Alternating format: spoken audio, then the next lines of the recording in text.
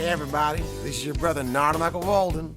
Welcome to All In, my podcast where we break down music, life, love, interviews, and conversations. Let's get into it. Yes. Oh, lovely hat. How are you? Really good. Good to see you. Yeah. Yes, I've been waiting patiently for Lord Narada to appear.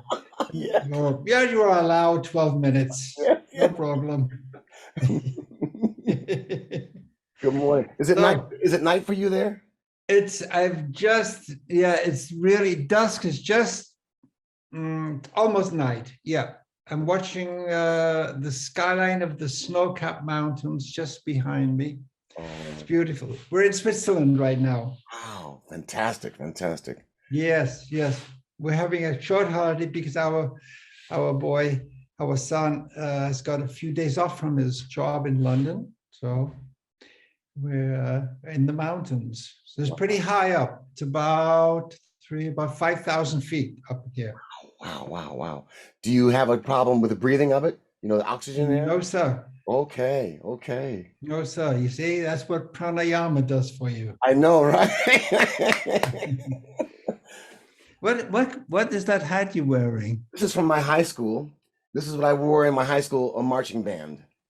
Oh yeah. Oh, so you were a drummer in the band? Oh yeah, I was for my first 2 years drummer of a freshman and sophomore, and then I became what's called drum major. And I got a really tall hat when I had the baton. I actually led the band. And you were throwing the stick up in the air? No, I wasn't throwing the stick. I threw the baton. That was cool. But the sticks, I would always hold them. Okay. Oh, you needed to keep time, otherwise they would have Exactly. drifted. Yeah, drifted. Yes. Yeah. So, what's new in sunny California? We're very happy that this pandemic looks to be coming down a bit. I'm hoping that's going to be the case now. And Yeah, it's coming down slowly here, but it's still, there's a shadow. Is it the microphone? I don't know. Can you see your face in the screen? Ah, there you go. Now I can see you. That's better. Okay, there you go. Yes. Yes. Yeah, it's just coming down here, but it's still people are afraid. I just had another tour canceled. Yeah.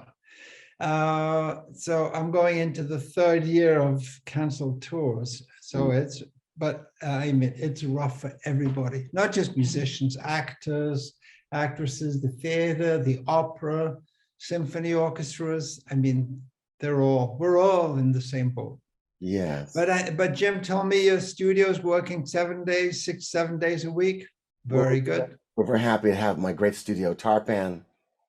Our guru named our studio Tarpan, which means satisfaction unparalleled. Guru said every heart and soul that comes here will have satisfaction unparalleled. Satisfaction unparalleled. Yeah, exactly. Very nice. Exactly. Good. Very good. Yeah. Very good. I was looking at your flashing lights around your screen, especially with Aretha there. Aretha, I knew there in the background. Yeah. You know, it was 4 years ago. It was the last year of Barack at the White House. Yeah. And International Jazz Day was at the White House. Yeah. And who was there? Aretha. And it was wonderful just to be there. And of course, all the musicians got a kiss from that Michelle. What a stunning beauty she is. Right. I mean, she's beautiful on TV, but in real life, she's even more beautiful. Yeah. And Barack's so gracious. They're what the most amazing couple. In any event, it was a week after we lost Prince. And around the White House, they put, instead of the white light that they do, they had purple light. Yeah. And right in the middle of the show, Barack gave a beautiful discourse. And he said, I don't remember exactly what he said. It was a few years back. But, he acknowledged Prince, you know, and the loss of him. And he said, for a few minutes, the White House is not going to be the White House. It's going to have some purple lights on it. So he put the purple lights on, and Aretha came on and sang Purple Rain. Yeah. Amazing. Yeah. Yes. Oh, man. Beautiful, man. Yep. Mm-hmm. Well, I would like to be able to ask you a few questions, if that's okay. Well, if I have a few answers, I'll give them to you free of charge. Free of charge. Thank you. Many people, they really have such fond feeling and love for you. And many of my friends are very inspired by your inspiration. They want to know how you've been able to maintain your inspiration level so high all these years. Every time you're working, you inspire. People are really taken back. My friends, my musician friends, are taken back by your inspiration. And I'm very happy to hear that I'm inspiring somebody, because without inspiration, I'm dead. Right. And yeah, I'm basically any artist who no inspiration might as well become an accountant. It's something, do something useful for musicians. Right. You know? But I'm very fortunate because I live every day like it's my last day, and I'm in perpetual wonder and of existence and this amazing, unfathomable, majestic universe that I have had the privilege to be born in. And so I'm in constant wonder of existence and being alive in this mysterious, magical universe. Right. And this sense of wonder just keeps me in a higher level, a higher state than, you know, we listen to the news or we listen to, you know, discourse, and the discursive level, what we have to function on, we need it. But if you're doing any kind of creative work, you need to have a sense of wonder. I think if you lose your sense of wonder,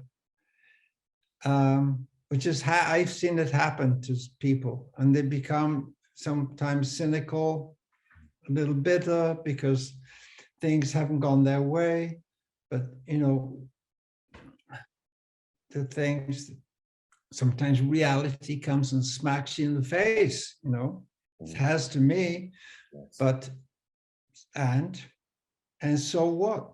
Mm-hmm. Right, exactly. And so what? You know, I mean, what, you're gonna start weeping and whining, poor me, ho, ho, ho. You know, there's a lot of victims around, and we don't have that luxury to be a victim. There are people with much greater loss than I can possibly imagine. So I'm a privileged person, but I'm privileged in my own mind.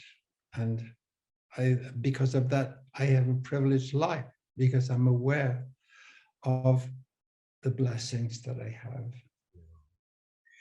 So if that inspires, then I'm happy. Yeah. I'm not going to change now. A little late in the day, no? So then, can we go back to your early beginnings? The early days, yeah, yes. For example, when you were like a little kid, were you like inspired, spiritual, meditating, praying at that time of your life? Absolutely not. Okay. Can you give us a little clue of how you were as a kid?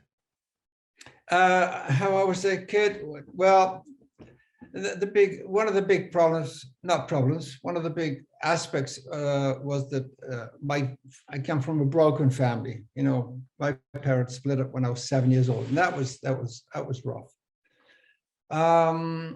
but as a kid, I was happy enough. As far as praying and stuff like that, absolutely not. My mother was what's called an agnostic, means jury's out. Okay. Is there a God?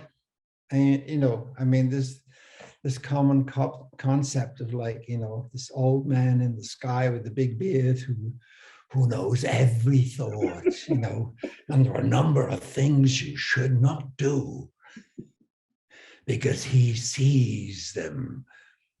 And, and my mother she never took me to church. She was against organized religion, okay, which is very interesting because it was a healthy atmosphere, especially with my brothers. I had 3 elder brothers, and they used to discuss, not me, the existence of God. Yes. And the jury was always out. Right. Always out. What that did to me was encourage me to think for myself. And if I was going to make a statement, be clear about, how clearly you see it. And that, it takes time. Yes. No, I didn't get involved in that until after my psychedelic period, which was the mid-20s. Right. Like most people of that, my peers of that period, we were all, not all, but a lot of people, and in the UK, dropping acid wasn't illegal at all. It was smoking dope was much more legal. Okay. But acid only became illegal after Richard Nixon. Yeah. What a wally he was. But, it's not the only wally around, is he? But he was the one that put a block on LSD, and the rest of the world followed him. And I think that only now are they beginning to realize the benefits of it, and they are using it but what they call microdosing. But that was, for me, like the Beatles, the Stones, everybody, we were all dropping it, and it was only after a certain time, I think after about 6 or 7 trips, I said, okay, I got the message, so I know what I have to do. Right. Because the world's not going to change, but I'm going to change. Mm-hmm. And I changed. Right. Wow. And that's when I started meditating. I still didn't know about God. I mean, this common concept of God, still, I wasn't brought up to think like that. So I didn't.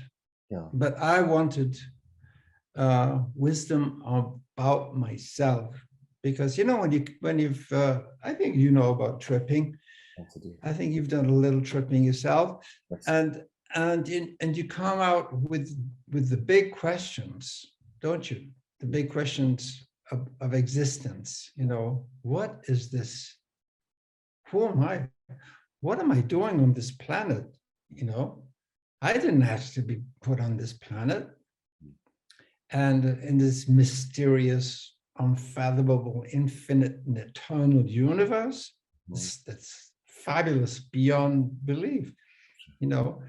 So these big questions: who am I? What am I doing? And why? If that's a valid question, it's not really a valid question anymore, but you know what I'm saying, these questions. And you want to address these questions. The only way to address them is through interior reflection, because the answers, they say that the answer to every question is in the question. Right. But that's easier said than done. Mm-hmm. So I started, I think around 67, I joined a meditation class and started meditating to try to answer some of these questions. Right. 67, Were you still in the UK at that time, or were you now in New York? In 67, I was still in the UK. It was in 68, I moved to Belgium. And it was from Belgium I moved to New York. Okay. Okay. Yes. So coming to New York was a big deal then. Pardon me? Coming to New York would be a big deal for you Coming to New York at that time. was an absolute dream come true for a European or British musician, jazz musician. I mean, not just that. I mean, I've been invited by Tony Williams. Exactly. No less. Can you speak about that for a second? Just how that may have happened, how you made your answer? Absolutely. Well, if we have to go back to, I think Tony, one of the first recordings Tony made with Miles was Miles in Europe at Juan Lipin, where we met just a few years back. You know, the festival of Juan Lipin? Yes. You were there. Yeah. And Miles was there, and this is a concert done in 65, I think. Yeah. I think Tony must have been about 19. In 65, I was 23. And don't forget, I started listening to Miles in 58, actually before 57, when he was doing some of these things like Into the Cool, out of the Cool, Into the Hot. And then the big one in 58, Milestones with Coltrane, Cannonball, Philly Joe, what a drummer. Percy Heath, not Percy Heath, Paul Chambers. Paul Chambers, that's right. Paul Chambers, yeah. And that was a real revelation. But so I'd followed Miles from that point, and all the other guys in that band. I mean, that's talk about star-studded band. And 65, Miles in Europe came out, and I was already his biggest fan, Miles's fan. But of course, I was always sensitive for some reason to the drummers. And I noticed that I'm still, have to say that Philly Joe Jones, who's on the Milestones record, is still one of my eternal favorites. Wow. Philly Joe Jones, and I've seen him play live a number of times. He was Bill Evans' favorite drummer. Wow. And I saw a jam at the Vanguard between Bill Evans. Bill Evans was there with his trio, and Philly Joe walked in, and Philly Joe sat in. And it was just sublime. That's all. That's the only word for it. Just magnificent playing. But when I heard Miles in Europe, and I heard Tony, and this guy is like, and the only person who had taken over that. I love Jimmy Cobb, who was in the 59 Kind of Blue, and he became Miles's drummer from that point. Philly Joe left, but by that time, Tony joined the band, and the only drummer who I'd really been in awe of since I would say around 63, about 2 years prior, was Elvin Jones. Wow. Wow. And because Alvin was just marvelous. What a marvelous drummer. But I heard Tony, and just 19-year-old kid, just phenomenal. He was a revolutionary.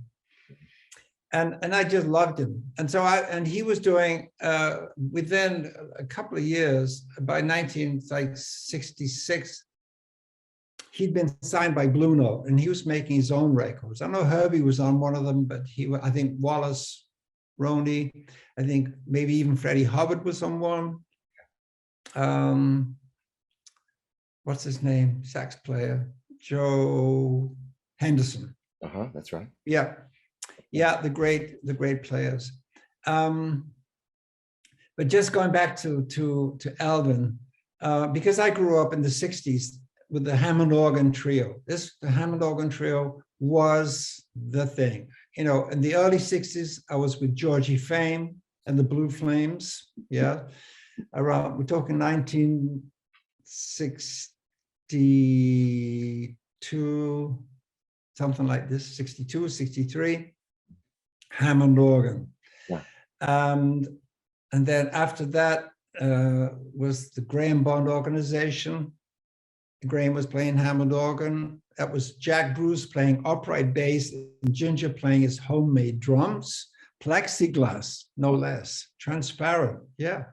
And he made them himself. Wow. Because we didn't have any money. So, and he was very creative. He was a good painter, Ginger. Anyway, and then I was in another Hammond organ trio with Mike Carr and a drummer, a truck driver called Jackie Denton, who could swing. And then I heard the great Larry Young, Khalid Yasin, yes. And he did this album around 1966, 67 with Elvin. He did a couple albums with Elvin. Grant Green was on one of them. Beautiful. But what blew my mind was Khalid. I call him Khalid because that was his spiritual name, and but everybody else knows him as Larry Young. You know, the great Larry Young, and he was.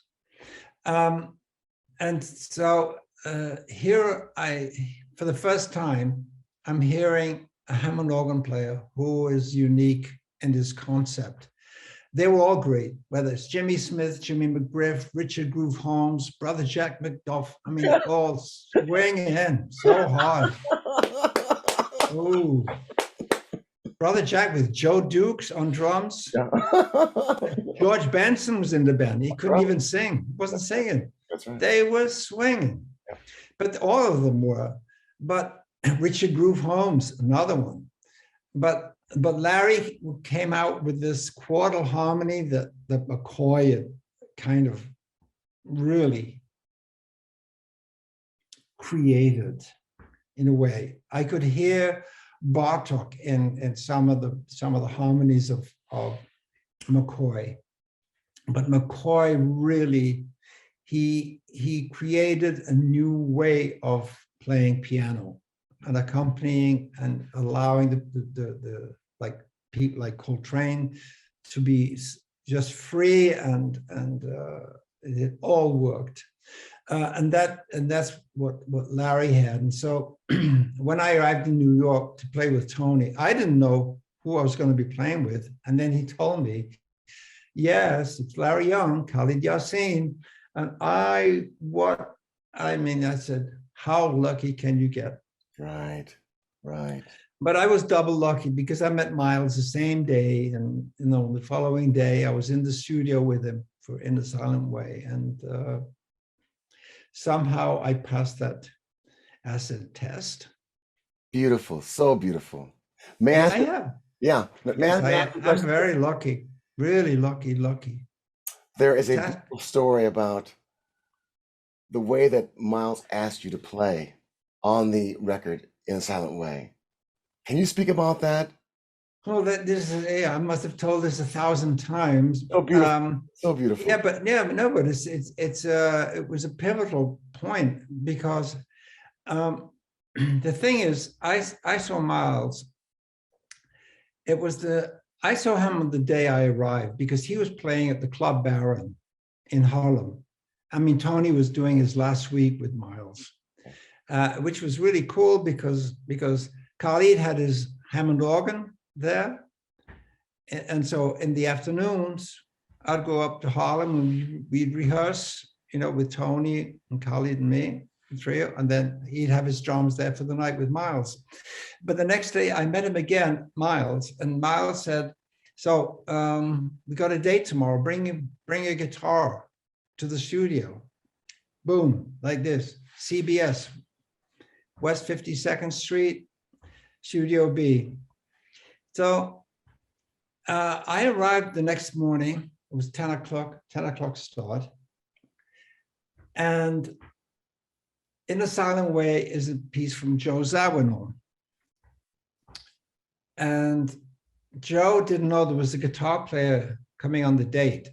Oh. No, because I just been invited the day before. So he said, oh, I don't have a score. So he made a photocopy of his piano score. Okay.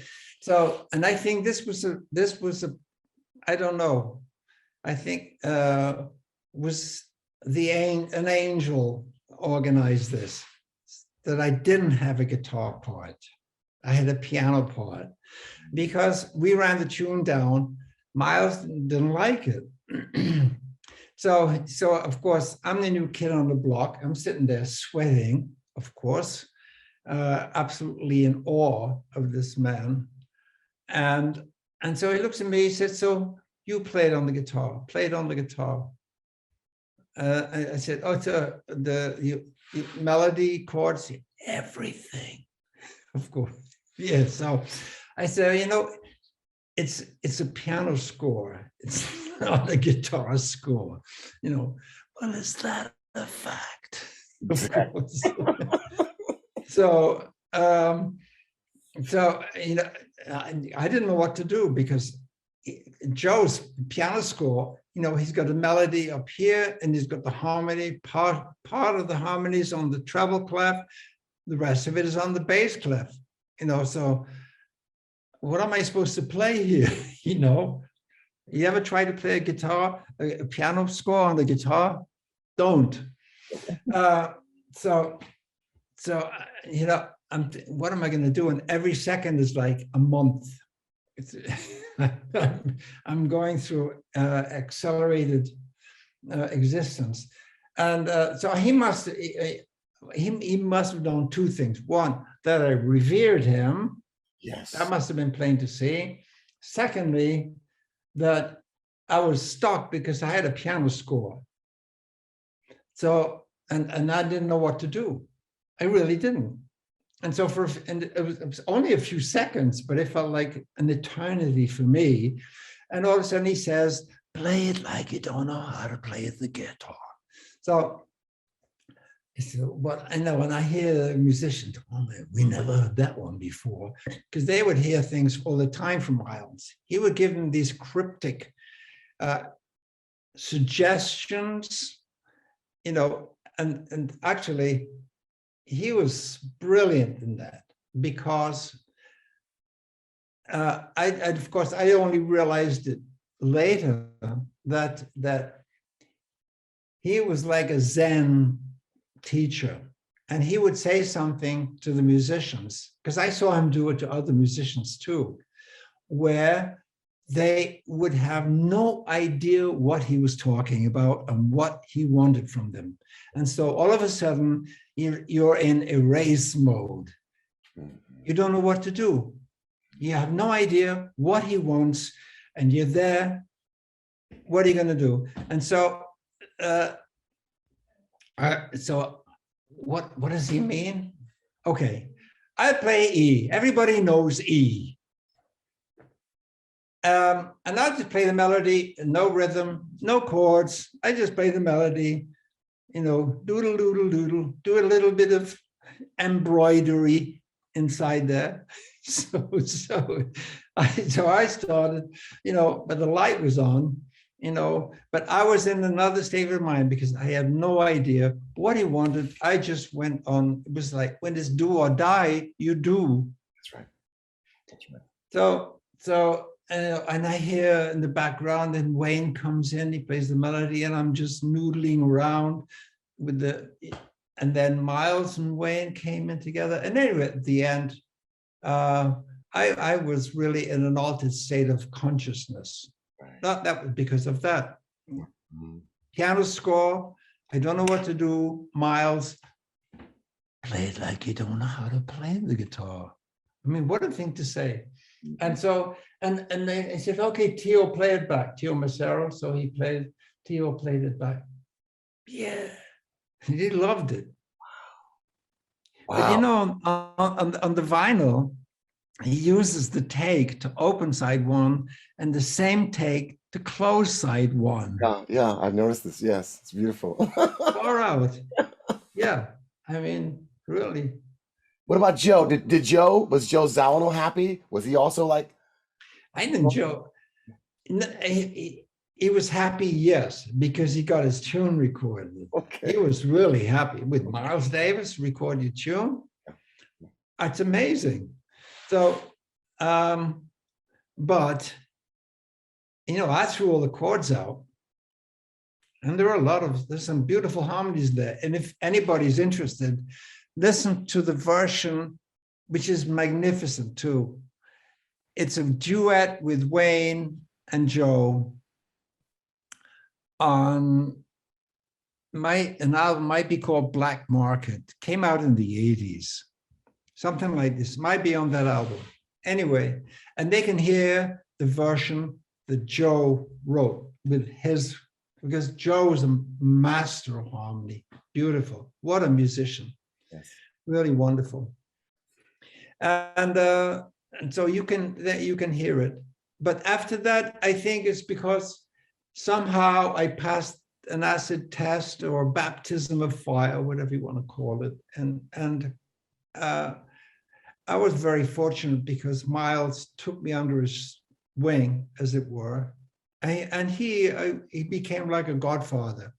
For the next 6 months, I was seeing him 2 or 3 times a week, going around his house. And when I wasn't playing with Tony, I was playing with Miles. I mean, how lucky can you get? Right. That's some good karma, yes, which I was unaware of until it happened. But God bless them all. And I am eternally grateful. To this day, I give thanks every day. Anyway, we should give thanks for what we have. Yes, absolutely. And sometimes thanks for what we don't. Mm-hmm. So, okay. Next question. Yeah. Okay. So then this is such rarefied air that you're experiencing. Then when do you meet Guru Sri Chinmoy and then transform then from all that music of Bitches Brew, which you got into then Mahavishnu Orchestra? How did all that happen? Just to know from your side. Well, by the time I got to New York, which was right after my birthday in January '69, and I mentioned that I'd started joined this meditation group, and I was chanting, and then already before I arrived in New York, I started doing yoga, hatha yoga. And when I got to New York's a very intense place, but of course for me, it's heaven on earth. For a European or a Brit, for a jazz musician, and Harlem, heaven on earth. Amazing, because that's all the history's there for a jazz musician. So, I wanted to kiss the ground when I arrived at JFK. That's how happy I was. But New York's quite intense, so I felt that I should increase my practice of yoga, which I did, and I ended up doing 3 hours a day of hatha yoga. That's a lot. And an hour and 30 in the morning, and the same in the evening. Except when I was working, then I'd do it in the afternoon, but I kept it up. Anyway, but after a year of that, about a year of that, even before I stopped doing 3 hours a day, I wasn't getting answers to the questions we spoke about. And I thought, I have to really meditate more. I've got to find the answers to these questions. And I know, and there's no, you can go and ask somebody a question and they'll give you an answer. And it may trigger something in you, but to really know the answer, you have to find the answer inside yourself. And so self-reflection for me is the only way to any kind of self-knowledge. So I started going to, I would go to the meetings of Ma Yoga Shakti, who's a wonderful woman, yogini. And New York is always, always got lots of spiritual teachers to go to. I was with the Vishnu Devananda School of Hatha Yoga. I was very fond, as I still am to this day, to the mystic side of Islam, known as Sufis. And for me, it's just a horrible tragedy that this marvelous side, the mystic side of Islam, that's expressed by the Sufis, is Islam has got itself a bad name, and so it's a global. If you're a Muslim, you know what it's like. This religious racism everywhere. And you know how I used to meet those meetings every week? Paul Motion. Oh, yes. Drummer with Bill. Yeah. We were only met there. I never saw Paul outside of the Sufi meetings, but because he was a real fan too. And at that time, the leader was a man called Pir Vilayat Khan, right, who was the son of Hazrat Inayat Khan, who wrote the 12 volumes of the Sufi message. And these books transformed my life. So you're talking about inspiration. Yes. There it is, especially book 2, music, because he was a musician. Anyway, Pir Vilayat Khan was a marvelous man. And then but I kept going to different teachers. And one day I was invited to hear or to participate in a meditation. It was just a small group. It must have been about 30 people with Sri Chinmoy, and so there was a meditation. There was Bhakti yoga, yoga of the heart, right, yoga of devotion, and at the end of this meditation, he said, "Does anybody have any questions?" And I said, "Yeah, I have a question." I said, "I would like to know what you feel about the relationship of music to self-realization, or any kind of realization towards some kind of self-knowledge, illumination, whatever you want to call it, and the benefits of that." So he said, "Yeah, that's a very interesting question." He said, "The music, yes, is a very good way towards self-awareness, the development of the soul, development of the inner light in you." He said, "But," he said,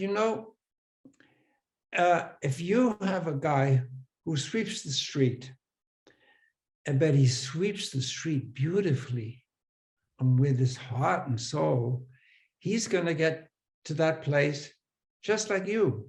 Mm-hmm. And that was a very significant thing he told me. And I said, I want to be with this person. I want to study more with this person. I want to learn from Sri Chinmoy, which I did. I stayed there for 5 years. And in a way, even though I left the center because of various personal things that happened in my life, but once you have a guru, and I have to tell you that I've had more than one, because I had the possibility to study under Pandit Ravi Shankar in the 70s. He took me on as an extracurricular student. I mean, what a blessing that is. and he taught me theory, Indian music theory, which was a real blessing. I studied, I probably, if you recall, I had another guru, my Veena guru, who Dr. Ramanathan, who was teaching at Wesleyan University in Connecticut. And he was marvelous. What these people how they've helped me. So they're all teachers, but and so I remember them with love and reverence, really, including Sri Chinmoy, because I wouldn't be who I am today without the blessings I had of studying meditation with him for 5 years. Right. And still today, he comes to me in my meditations. And still today, I will embrace his lotus feet in my meditations because he is so dear to me. I remember being at a meditation when I was. Pardon me? I said, I remember being at a meditation in Connecticut, Norwalk, when I was a new disciple. And he would say, I've had a meditation and a vision, and I am in a boat, and there is only one disciple with me in that boat, and it's Mahavishnu. And we would just sit there and go, wow. He had so much love for you. Yeah, I know, but how, I mean, he was loved universally, wasn't he? Yes. That's a very sweet thing to say, but you know, I don't know about that, because I know his love was impartial. No, it was both. It was partial, and because I know he was very affectionate towards me, but I loved him, and I love him to this day. You know, but I know also that some people, they have more love in their heart expressed. It's not that they have more love in their heart. Everybody has the same amount of love in their heart. It's infinite. It has no end. It has no barriers. But people have a different way of expressing their love and their affection. And some people are nervous. They are fearful about expressing too much if they become too vulnerable and this and that. But generally speaking, there's marvelous people. I still write to my fellow disciples, and they write to me. Beautiful. Yes, we do. Do they write to you too? Yeah, I keep in touch with some. I keep in touch. Good. Yeah. Very good. My question right now is how, after this Miles Davis experience of your life and Tony Williams experience, you then take on India, so strong in your music, where In Flame, for example, is just so powerful in the Indian influence coming through with jazz and blues and rock, that people like myself are like just blown over. We've never heard anything like this before. Can you speak about that? Your attraction to the Indian side so powerfully? Well, that already happened in the 70s. I mean, when after this, you know, the psychedelic era, where did most of us look for answers? It was much easier now, after 50 years, 60 years, to find answers in the West. But in Asia in general, and India in particular, they have been addressing these questions of existence for 5,000 years and getting answers. They know the answers. They know the meaning of existence. They've known it for 5,000 years. So some of the exponents of that tradition, of which Sri Chinmoy was one, you just have to open a book of the Upanishads. It goes back thousands of years, and the wisdom inside there, the wisdom, the light, it's just marvelous.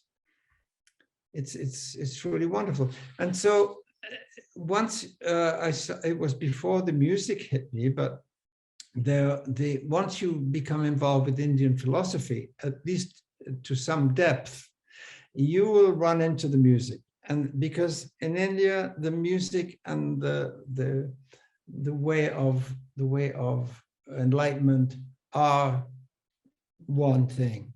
They're not separate. They got separated in the West, and one became kind of, religious music, secular music, and that happened in India, but more in the 10th century, when after the invasion of Persia, the Persian invasion, because prior to that, the music had always being played in the temple. And from that point, when the new kings came in and conquered northern India, the musicians then were asked to play for the king or for the prince, instead of only in the temple. But the music for thousands of years is steeped in enlightenment and spiritual love, spiritual light. It was part of it. It's part of all the spiritual events that would take place in a temple. I mean, if you go there on some occasions and you visit a temple, and they have musicians who will kill you with joy. Don't worry, not literally, because they're there, and they I mean, the drummers especially in South India, just marvelous. It's marvelous. And so I got exposed to Indian music, and Indian improvisers are up there with the greatest.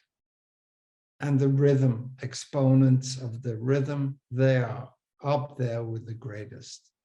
And so I felt it incumbent upon me, already in New York, by the summer of '69,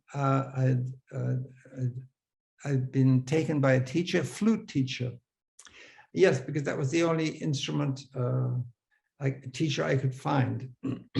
And then in the same summer, there was this music shop in Greenwich Village called House of Musical Traditions. And I knew I think Jim, his name was. And one day I said to him, if a great Indian musician comes in, ask him if he'll give me a lesson. And he said, all right. And about a month later, I got a call. And he said, well, I got somebody here. I said, I don't know what kind of lesson. He's a tabla player. I said, well, ask him can he give me a vocal lesson?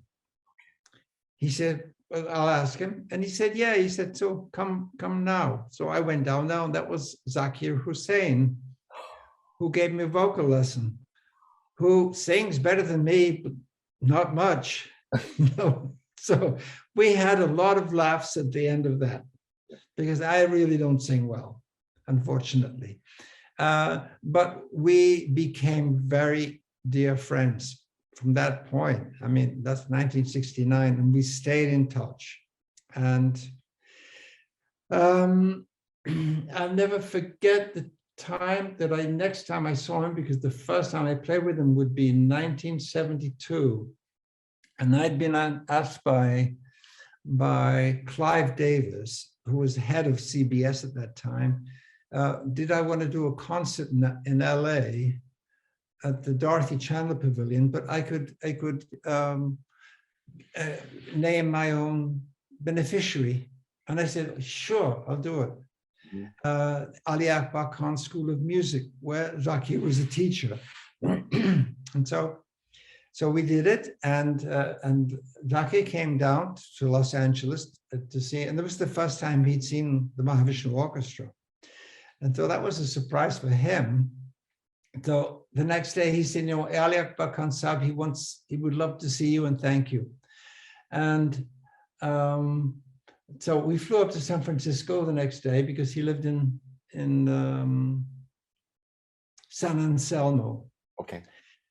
And I took an acoustic guitar, and there I was with the great Ali Akbar Khan Sahib. What a musician, what a human being, marvelous. I never forget. And he was one that we were talking. I got to meet him a number of times, but I'll never forget one time he said, "John, music saved me in the absolute sense."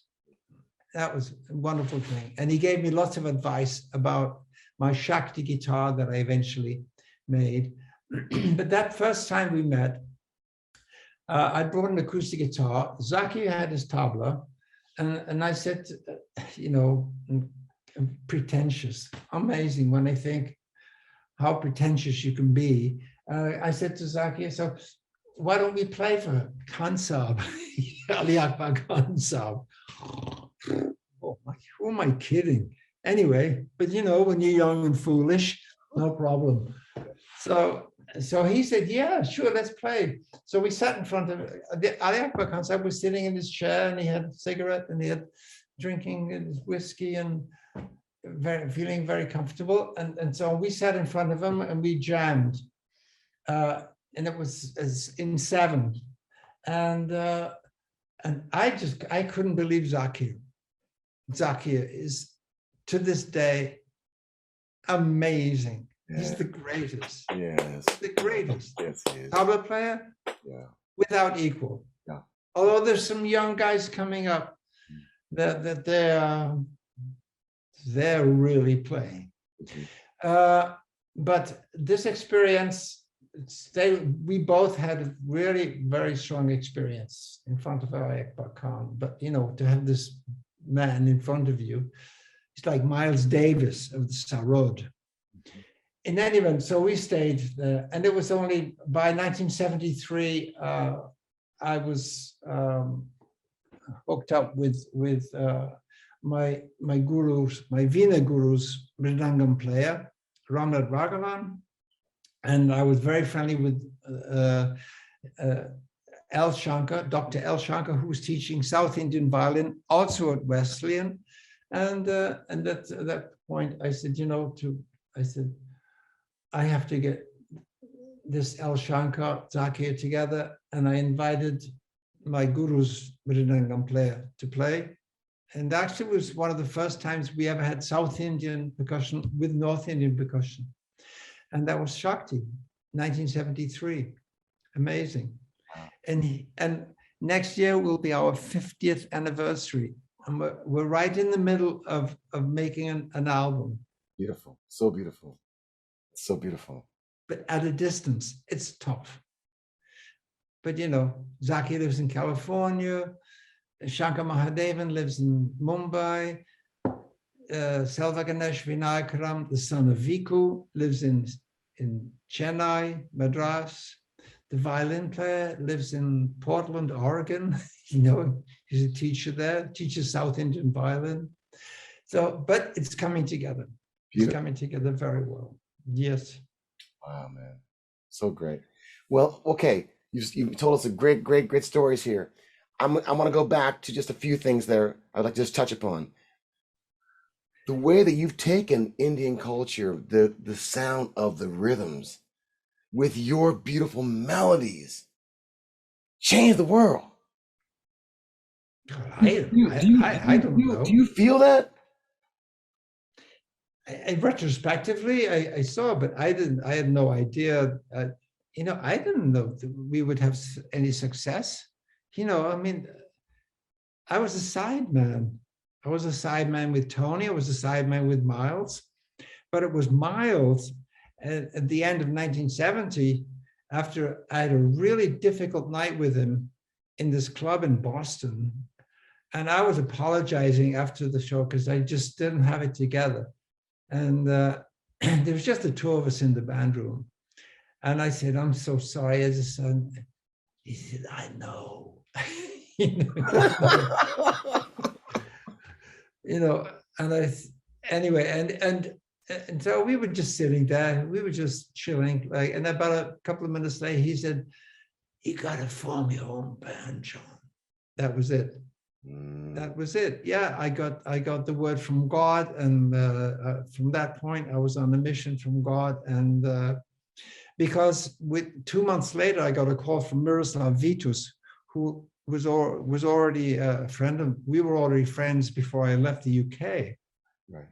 I met him there when he came there with Stan Getz, and he called me up one day and he said, "John, I'm putting a band together with Joe and Wayne. It's going to be called Weather Report. We would really like you in the band." And I said, "This band sounds a dream band." I said, "But I'm under orders, Miroslav. I'm under orders." Right. And he said, "Yeah, I can dig it. Miles told you got to do it." Yeah. So I said, "That's what I'm doing." And, I'm putting a band together called Mahavishnu Orchestra. And he said, "Well, do you have a keyboard player?" I said, "No, I don't." I said, I found this violin player in Chicago, plays great, like R&B violin. I said, my old buddy from UK, Rick Laird, Billy Cobham, whom I met on the Jack Johnson album, and we became tight right after that. And he was the first person I asked, actually, for Mahavishnu Orchestra, Billy Cobham. And he said, "Well, there's a friend of mine, a keyboard player from Prague." He said, "He's a really good player." I said, "Well, what's his number?" He said, "Well, he's out in California right now playing with Sarah Vaughan." I said, "He's playing with Sarah Vaughan? I want this guy. If he's playing with Sarah Vaughan, he's good." Mm-hmm. Yeah, because Sarah Vaughan, what a singer. Right. What a musician. Boom. Yeah. And and so I got to meet Jan Hammer, and he was outstanding musician, but ready to break loose out of, move into the more fusion, because it was in the air. Even Tony was doing it. Right. Lifetime, that was a fusion band. And we ruffled a lot of feathers in that band, with some of the jazzmen players saying, "This ain't jazz. This ain't jazz," but what Miles said, jazz is a white man's word. Right. Okay. Kills me, this guy. It's a white man's word. Oh, what a guy, what a guy. Anyway, so I don't even know where I was at now. Well, you transformed from now. Yes, just in music. Yeah. Well, listen, my dear, I know we lost a lot of time at the beginning. Let's do part two. Let's do a part. I know. Sorry? Let's do a part two. A part two? Oh, yeah. Well, all right. Yeah, it'd have to be next week. Okay. Because I'll be home next week. I'll try to find time. For you. Who else? Yeah. What to do? Okay. Thank you. C'est plus fort que moi. That means it's stronger than me. See? Oh, I love it. Stronger than me. So, okay. My dear, love and blessings. Yeah. Take care. Thank you. And give love and blessings to your lovely wife and children. I will. Thank you. Take care of each other. Huh? Okay. And love to you and your beautiful wife and everybody, yeah? Yeah. Okay. Well, okay. Toodaloo. Toodaloo. Toodaloo.